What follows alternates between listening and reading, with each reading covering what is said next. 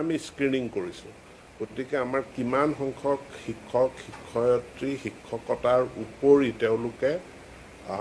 LICৰ agent বা সাংবাদিকতা বা অন্যান্য বেলেগ কামত নিয়োজিত হৈ আছে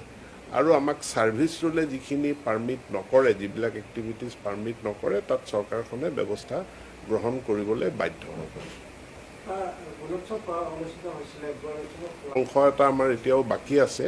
আমি বৰাক উপত্যকাৰ 3খন জিলা হোজাই জিলা সাউথ শালমৰা জিলা আৰু বৰপেটা জিলাৰ কিছু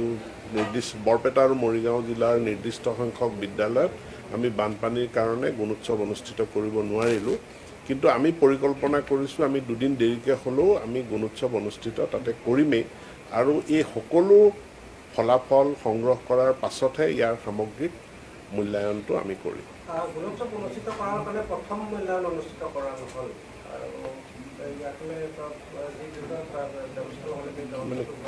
কি প্ৰথম মূল্যায়ন অনুষ্ঠিত কৰা যিটো 1 পৰা 9 দিনলৈ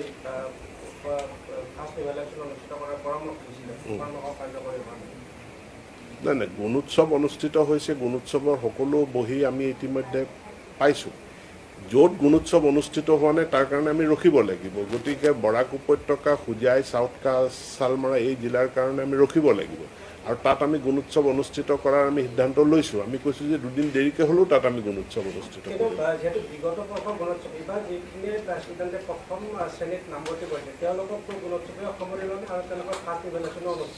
চব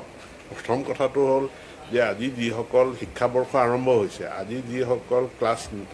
8ত আছে তেওঁলোকক 8ৰ পাঠ্যক্ৰম আৰম্ভ হৈছেহে গতিকে 8ৰ ওপৰতো 8ৰ পাঠ্যক্ৰমৰ ওপৰত গুণোৎসৱ অনুষ্ঠিত হ'ব নোৱাৰে যিখিনি তেওঁলোকে পঢ়ি আহিলে সেইখিনিৰ ওপৰত গুণোৎসৱৰ উদ্দেশ্যটো হৈছে যে লাৰ্ণিং ডেফিচিয়েঞ্চি ক'ত থাকিলে শিকন ঘাটিটো ক'ত থাকিলে ডেফিচিয়েঞ্চিটো আইডেণ্টিফাই কৰা আৰু তাক এড্ৰেছ কৰা এতেকে ক্লাছ 8ৰ যি ষ্টুডেণ্ট আছে তেওঁলোকৰ গুণোৎসৱ তেওঁলোকে যেতিয়া পৰীক্ষা দিছে আমি তেখেতৰ ক্লাছ 7ৰ লাৰ্ণিংখিনিৰেহে আমি এছেছমেণ্ট কৰিছোঁ ঠিক তেনেধৰণে অহাবাৰ যেনেকৈ কৰিম অহাবাৰ আমি আগুৱাই আনিব বিচাৰিছোঁ অহাবাৰ আমি 2022ৰ আমি যদি নৱেম্বৰতে কৰোঁ তেতিয়াহ'লে 8ৰ ষ্টুডেণ্টৰ কাৰণে 8ৰ পাঠ্যক্ৰমক লৈ অনুষ্ঠিত হ'ব কিন্তু বিভিন্ন কাৰণত সেইটো যদি পিছুৱাই যায় গৈ পেলাই আমি যদি ছাত্ৰ ছাত্ৰীগৰাকী তেওঁৰ মানে উত্তীৰ্ণ হৈ গ'ল নেক্সট ক্লাছত গ'লেও